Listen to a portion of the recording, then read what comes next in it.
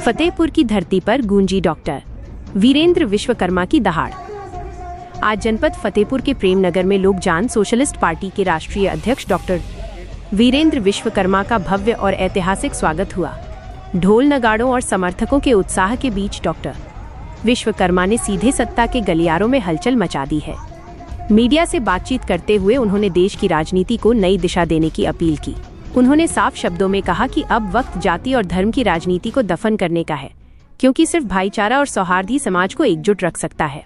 वहीं गाड़ियों में 20% एथेनॉल के मिश्रण पर उन्होंने कड़ा प्रहार किया। उन्होंने इसे आम जनता की जेब पर डाका और चुनिंदा उद्योगपतियों का मुनाफा बताया। साथ ही ईवीएम की विश्वसनीयता पर गंभीर सवाल उठाते हुए इसे लोकतंत्र के साथ खिलवाड़ करार दिया। अन्याय के खिलाफ अपनी आवाज बुलंद करते हुए डॉक्टर वीरेंद्र विश्वकर्मा ने सरकार को चुनौती दी। उन्होंने साफ कर दिया कि वे किसी भी तरह की गीदड़ भभकियों से डरने वाले नहीं हैं और दबे कुचले समाज के हक की लड़ाई अपने अंतिम दम तक जारी रखेंगे। फतेहपुर से शुरू हुई ये हुंकार अब प्रदेश की राजनीति में नया मोड़ लाने को तैयार है।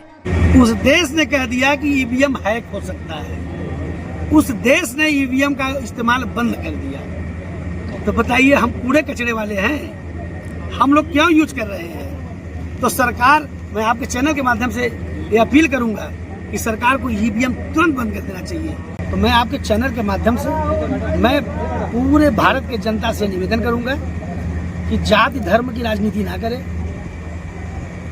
कभी भी मंदिर मस्जिद की राजनीति ना करे और अपने आने वाले कल, अपने आने वाले भविष्य, उज्जवल भविष्य के लिए वोट दे, सरकार बनाए और उसमें कभी भी जाति भेद न करे। साथी बड़े हंसी के साथ कहना पड़ रहा है, मैं नहीं कह रहा हूँ, ये आप ही लोगों की मीडिया ने दिखाया है। अमित शाह जी ने कहा है कि तो एक जुमले हैं, ये वादे तो एक जुमले होते,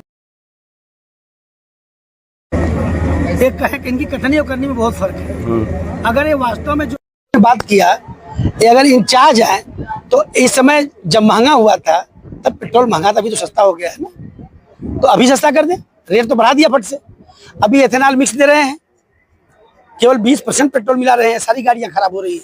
आए दिन आपके चैनल के माध्यम से हम लोग देख रहे हैं। तो सरकार चाहे तो पेट्रोल का दाम तो गिरा सकती है, लेकिन इसके लिए कोई व्यवस्था नहीं। और सरकार को ट्राइया करना है तो सरकारी गाड़ी में पेट्रोल क्यों नहीं डलवाता है?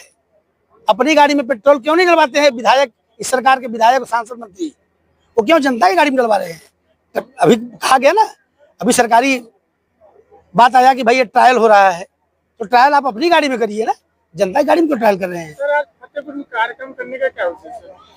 फतेहपुर में कार्यक्रम करने का यही उद्देश्य है कि ये फतेहपुर जिला एक ऐसी धरती है जो वीरों को जन्म दिया, जहाँ के वीरों ने लड़ते लड़ते, हंसते हंसते अपने प्राणों की आहुति दे दी। तो अब आने वाले कल के विकास के लिए दिया, विनाश के लिए नहीं दिया। आज फतेहपुर जिले के लोग जाके और महानगर जाके, विदेशों में जाके नौकरी करने के लिए, रोजगार करने के लिए अपने माँ बाप परिवार से मजबूर हो रहे हैं, पलायन हो रहे हैं। इस पलायन को दूर करने के लिए हम लोगों ने फतेहपुर जिले में कार्यक्रम किया कि फतेहपुर जिले के लोग जन सोशलिस्ट पार्टी का विधायक लाएं, सांसद लाएं। मैं वादा करता हूं आपके चैनल के माध्यम से यही हम उद्योग लगाएंगे, यहाँ के लोगों को यही रोजगार रहेगा। सर, एक लास्ट सवाल है, जैसे कि राजनीतिक स्तर पर हमने देखे हो कई नेता जो हैं बीजेपी में जाकर सम्मिलित हुए, जबकि सोशल मीडिया पे साफ साफ एक वायरल वीडियो भी चलते हैं और वायरल बातें भी चलती हैं कि ये वॉशिंग मशीन की सरकार है। क्या कुछ ऐसा आगे अंदेशा है आपका कि ऐसी वॉशिंग मशीन में किसी को जाने की जरूरत है? देखिए, जो पढ़े लिखे लोग हैं, जिनका स्वाभिमान अभी मरा नहीं है, जिंदा है, जो जनता के लिए आते हैं संघर्ष करने, वो वॉशिंग मशीन में नहीं जाने वाले हैं। चाहे ईडी बैठ जाए, चाहे सीबीआई बैठ जाए, चाहे जेल भेज दीजिए। जैसे डॉक्टर वीरेंद्र विश्वकर्मा चल रहे हैं ना, तो इनके ऊपर भी बराबर मुकदमे होते रहते हैं। लेकिन आपके चैनल के माध्यम से बता दें कि ये जो पिछड़ा समाज है, एससी समाज है, एसटी समाज है, मुसलमान भाई हैं, आदिवासी भाई हैं, यही यहाँ के मूल शासक हैं। इनका इतिहास है कि यही कुर्बानी दिए हैं, मलाई खाने वाले कुर्बानी नहीं दिए हैं। तो जब कुर्बानी दिए थे हमारे महापुरुष, तब इतना शिक्षा नहीं था।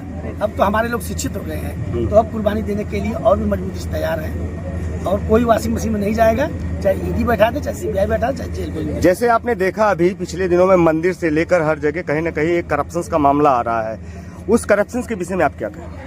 पत्रकार साथी करप्शन कर कौन रहा है? उन्हीं के लोग, सरकार के, जिनको उन्होंने बैठाया है, जब वहाँ मुख्यमंत्री महीने में 4 बार बैठक करते हैं, हर चीज को देख रेख करते हैं, तो ये चोरी का उनको पता नहीं था क्या? तो मुझे तो संदेह है कि सभी मिली भगत है। अभी आपके चैनल के माध्यम से बता दें कि जो छोटे छोटे कमजोर लोग हैं उन्हीं को देखिएगा, नाप देंगे, और बाकी जो चंपत राय जैसे लोग हैं, जो मजबूत मोटे लोग हैं, वो बचे रहेंगे। आपका कहने का सीधे मतलब है कि नटवर लाल हमेशा आजाद ही रहे। बिल्कुल बिल्कुल, सरकार की मंशा पे सीधे सीधे सवाल उठता है कि सरकार की मंशा, सरकार की नीयत गरीबों, कमजोरों, वंचितों के लिए नहीं है, वो उद्योगपतियों के लिए है, नहीं केवल मुट्ठी भर लोगों के लिए न्याय, रोजगार, अधिकार नहीं होता। सर, जैसे एक बहुत बड़ा मुद्दा है हमारी मदर ऑफ नेचर, पैकेज के ऊपर लेकर एक, और पैकेज की जो संरचना है आज की डेट में बिगाड़ी भी जा रही है कुछ राजनीतिक तत्वों द्वारा।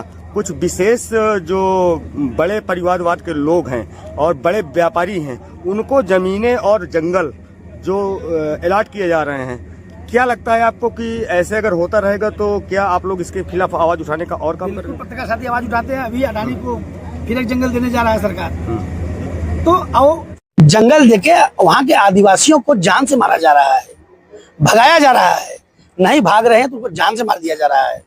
बताइए, यही लोकतंत्र है, यही हमारे महापुरुष अपना। तो ये सरकार उद्योगपतियों की सरकार है, लेकिन सरकार को एक चेतावनी मैं आपके चैनल के माध्यम से दूंगा, ये जनता बर्दाश्त नहीं करेगी और तुम्हारी भी पीढ़ियां यही घुट घुट के मरेंगी। आज अगर बारिश नहीं होता तो किसी के यहाँ बारिश नहीं होता, उद्योगपति के घर बारिश थोड़ी होता है। अगर गरीब के घर बारिश नहीं होती है तो उद्योगपति के भी घर बारिश नहीं होती है, क्योंकि ये प्रकृति कभी भेदभाव नहीं करती, ये प्रकृति कभी अमीरी और गरीबी नहीं देखती। इसलिए जो यहाँ के नेता हैं, जो प्रधानमंत्री, मुख्यमंत्री हैं, जो उद्योगपति हैं, ये याद रखें कि इनको अलग से ऑक्सीजन नहीं बनने वाला है। लखनऊ की हर बड़ी हलचल, अपराध की सच्ची खबरें, द लखनऊ टाइम्स, सबसे तेज, सबसे सही।